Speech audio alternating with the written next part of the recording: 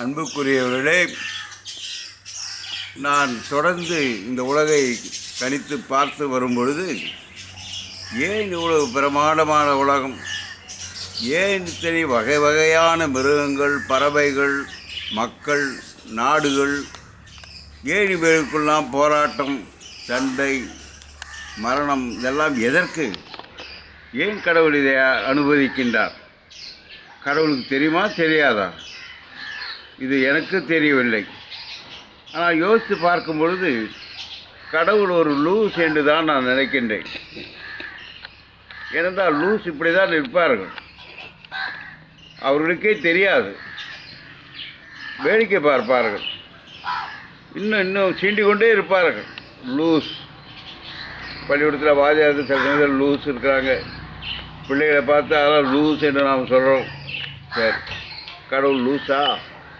ஆமாம். உண்மையாக சொல்கிறீங்களா? ஆமாம், தெளிவாக சொல்கிறோம். ஏன் லூஸுன்னு சொல்கிறோம்? ஏன்னா இவ்வளவு உலகம், பெரிய உலகம், பிரபஞ்சம், கணக்கில்லாத வாழ நட்சத்திரங்கள், இவைகளெல்லாம் யார் அடக்கி ஆள்வது? மிருகங்கள். நம்முடைய சின்ன உலகத்திலே எத்தனை மிருகங்கள், எத்தனை மக்கள், சண்டை சச்சரவு, இவரையெல்லாம் யார் இவரை நடத்துவது? கடவுள். எப்படி வழி நடத்துகிறார்? மன்னிக்கின்றார். திரும்பி திரும்பி மன்னித்து கொண்டே வருகின்றார். ஆதாம் ஏவாள் பாவம் செய்தாலே உடனே அழிக்கக்கூடாதா?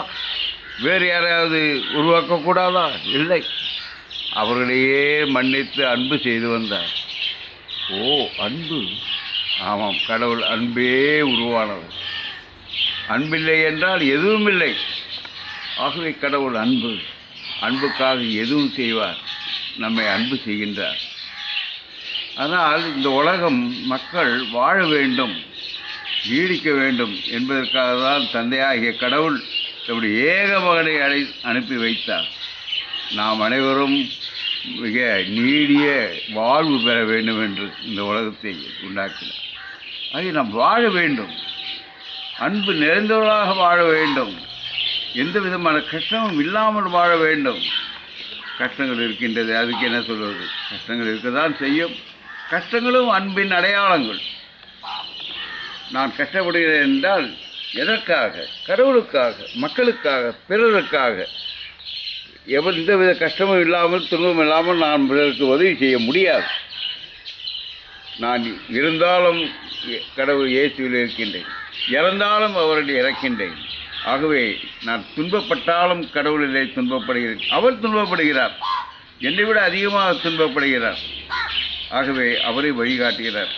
இந்த உலகத்துக்கு வந்தார் எதற்கு?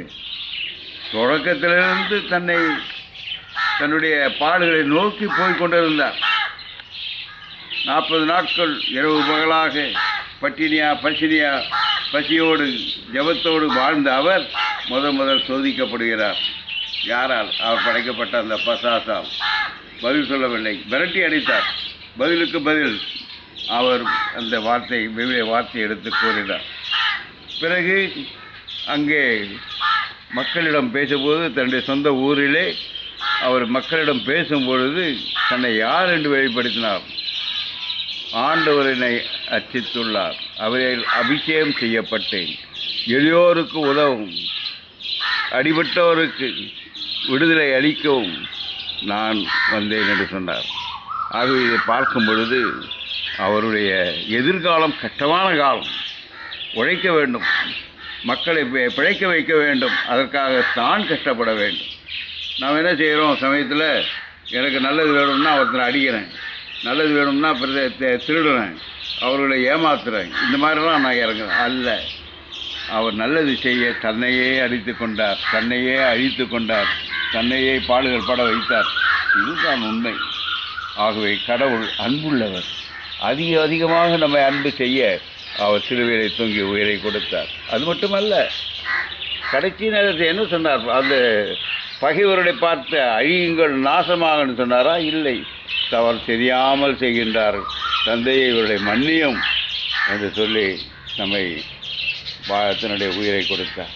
இதுதான் அன்பு, இதுதான் லூஸ் என்று சொல்கிறோம். இந்த லூஸ் எல்லாரிடமும் இருக்கின்றது. யார் யார் லூஸாக இருக்கின்றார் என்று சொல்கிறோமோ அவெல்லாம் அன்பின் பிரதிநிதிகள்.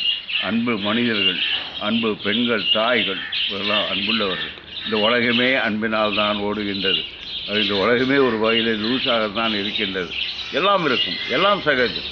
ஆகவே இறைவனுக்கு நன்றி கூறி நாம் அன்பு செய்வோம், அன்போடு வாழ்வோம் என்று உங்களை கேட்டுக்கொண்டு முடித்துக் கொள்கிறேன். வணக்கம்.